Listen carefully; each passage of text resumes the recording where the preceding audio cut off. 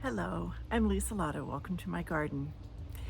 Uh, it's a little bit difficult for me to come to the garden to do this video today because it's the very first day that I've done a video from my garden, or from anywhere actually, without Lily. And if you're a newsletter subscriber, you will know that we had to say goodbye to Lily. She had some cancer in her lungs, and it sort of went very quickly. And we were able to say goodbye in the most peaceful of ways.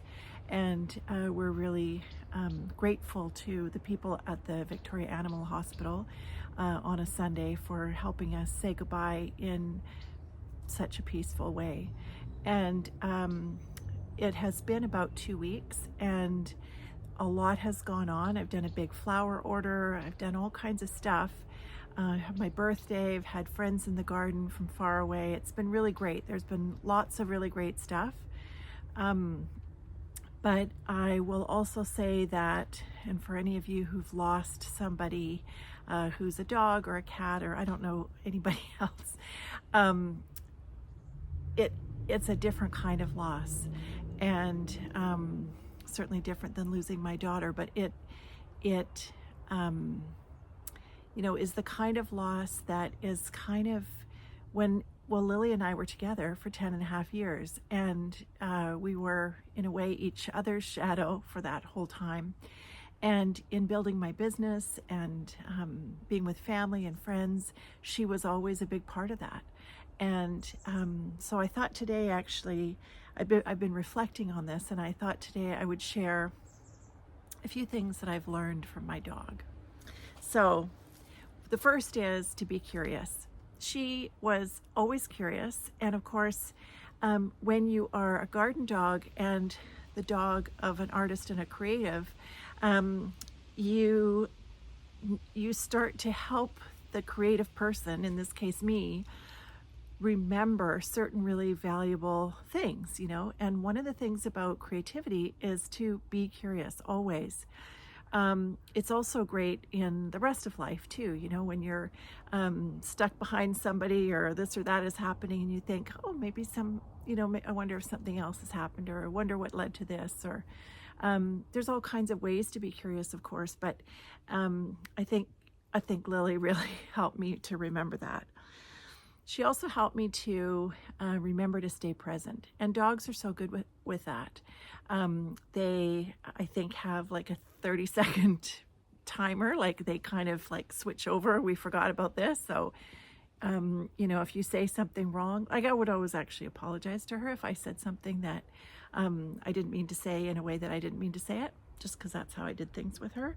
But she would have forgotten about it. So it's like, oh yeah, that is such a good reminder, is just to be really present, and to be present in all of the things. It allows you to live, I think, a full life of really taking all of the things in your life, and that, I think, is what in part makes it a rich life. And it could be an ordinary life, but it can be a really rich life when you're present. In being present, she really reminded me to notice, and notice is one of those things. Noticing things, being a noticer, is so important in creativity for lots of different reasons. And actually, I'm doing a 60-day challenge on noticing this summer. So if you're interested, there's a link as well. But it's because it's that important in creativity. And Lily really noticed all kinds of things, and noticed things that I didn't notice, and noticed things that or sometimes didn't notice things that I had noticed. And I'm like, oh, you didn't say anything about that. There's a squirrel walking on the top of the fence, and you didn't notice it? Like, I'd kind of tease her about stuff like that. She had a way of staying quiet so that you can hear. And in a garden like ours, there's lots of noises around the garden. This is an urban garden in a city. But in being in the garden, and particularly at different times in the day, it really is, I think, imperative, important, a gift to oneself to stay quiet so that you can hear. And that was something that she did, I noticed, and her little nose would be going, or you could tell she was listening for something. Was the raccoon going to come into our garden or go up the tree in the neighbors or whatever it was? So yeah. And she followed her curiosity. And we were talking about being curious at the beginning, but also when you are curious in creativity, it's not just enough to be curious. You really need to follow that. So to have a creative life, one of the things to do, I believe, is that if you're curious about something, go and research it. Go and figure it out. Go and ask some people more about the thing that you're curious about. Like get lots of opinions. And that's something I think that is really important in creativity. And Lily helped me because she followed her curiosity. She would hear a sound, she would go investigate. And Lily was also, because she's a golden retriever, or she was a golden retriever, she was playful. And I think that being playful in creativity rather, being playful in creativity is such an important way to release oneself from expectations, where you're putting something on that has to be like, rather than just try something, rather than just be playful and try the thing, see if it's going to work. What if, it allows you to try new things, try something bigger than you even thought was possible, smaller than you even thought was necessary, whatever it is. And without the expectation that, oh, it didn't work, I'm a loser, da da da da. No. Take something from Lily, which is be playful, just to be playful. And it is back to that sort of being in the present moment, as she did, as all dogs, I guess, do. I don't know all dogs, but I know Lily. And that links to, if something doesn't work, move on, try it in a different way.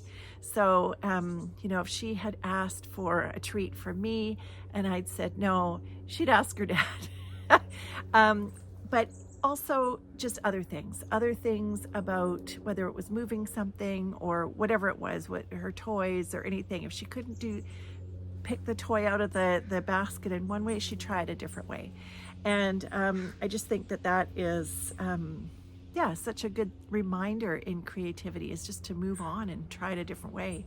And so the other thing is, sticks can be interesting for different reasons than your person. So she and I had, amongst a lot of things in common, we both were interested in sticks at the beach for different reasons. So that was kind of fun. And, I think the notion of be yourself authentically, it's one of the biggest things. Lily was a dog. She was a golden retriever. She was not interested in trying to behave like anybody else or think about being anything other than who she was. And just as the flowers around me and all of the things here in the garden, these things are not here to be like somebody else. They are being authentically themselves. And I think it's such a good reminder for all of us. I live that way. But it is something that I talk about because I think particularly in, an AI world, nothing wrong with an AI world. There's lots of good stuff about it. But the quintessential thing of our experience in the world as humans is to be ourselves. And so here was this golden retriever helping to remind me, so important to always be authentically me. And and then I wrote down to remember who is good and kind, and to trust your inner dog. I mean, it is true, actually. I mean, I'm kind of joking in a way, but not really. Like, in creativity, you want to trust what you think is interesting. You want to trust what you think is beautiful, what you think is, I just want to use the word interesting because I want to get away from any kind of judgment. And beauty in my world is quite an expansive word. It can mean anything from kindness that we show one another to the beautiful flowers that I'm going to show you in a minute. And yeah, so I'll leave that. And I was telling my friend this the other day, and she said, I said, yeah, I've been thinking about the different things that Lily taught me. And she said, did she teach you to be brave? And did she remind you to be brave? And I said, yeah, you know what? I think she did. I think she was brave. Like she, she had a lot of different issues over the years that required surgery and so on. And it can't have always been easy. But as one friend had said a long time ago when she was ill, she said, yeah, but she always wags her tail. And it's like, yeah, it's true. She always does. And she, speaking of being brave, she was, and this is something that I'm missing, really missing a lot actually, is kind of the bravery of, there are rats here, there are other kinds of things in the garden. And I don't see them very often, but occasionally I'll see somebody and like a little mouse or a little this or that. And I would always know that if she was here, I didn't have to worry about it because I didn't hear the raccoon, but she heard it, she smelt it, she told me about it, she like investigated and off it went and whatever. So I didn't have to. And I do actually miss that. I do miss a lot of things about having her in my life. And one of the things that I have unfortunately learned in losing my daughter is that I do know how to grieve. And so I know that sometimes there are sort of quiet tears. Sometimes there are tears that are where somebody else sees. But it is just the mark of, and this is not related to my daughter, that was a completely different experience in every aspect. But the learning is the same, which is, that you can feel sad about it, but also you can feel grateful. Gratitude doesn't erase those other feelings, by the way, but wouldn't you rather live in a way of being grateful for the life that you've had together? And certainly with Lily, I am very grateful that we were in each other's lives. I'm very grateful for everything that she, just by being herself, just by being her own little dog self, gave to me. All the ways of seeing, all the times that she sat still with me as I was writing and, something wasn't working, and then I have to keep writing and, editing, and like, it's not always easy. And, but to have somebody who's unconditionally always there, like literally right there. And sometimes I would just keep writing because I thought, well, I don't want to disturb her. Like, we've just sat down. Or maybe we've sat down an hour ago, but she's not going to ask me for anything or do anything until I really move. And so I would just keep writing until I finished whatever the thing was that I was doing for my business. And so that was actually really helpful. So yeah, anyway, here is something that I wanted to show you, because I always like to show you flowers at the end. You are not going to guess. Are you going to guess what flowers these are? They're pretty, right? They're actually, I planted some radishes, and these are the radishes that have gone to seed. And anyway, so mixed in with some other things that are here, a little bit of jasmine that's gonna come and knock me over, and some sweet peas and all kinds of good stuff. So I do these, not this one's for me, but I do flower subscriptions for people, and they come on a Friday or a Monday. They sign up and they come and open the garden gate, and there is their wrapped bouquet with their name on it, and then they get their flowers, which is kind of fun. So I had these sitting on the table when I was organizing the flowers for them today. So yeah, anyway, if you have anything else that your dog or perhaps your cat has taught you over the years that, yeah, that you want to share, I would love to know. So thank you very much, and I'll pan around, but yeah, there won't be a Daisy, or there won't be a Lily. Daisy was my first dog. There won't be a Lily here to share that with today. Will there be at some point? Maybe, where it's a little too soon. But yeah, it's a little too soon. But it's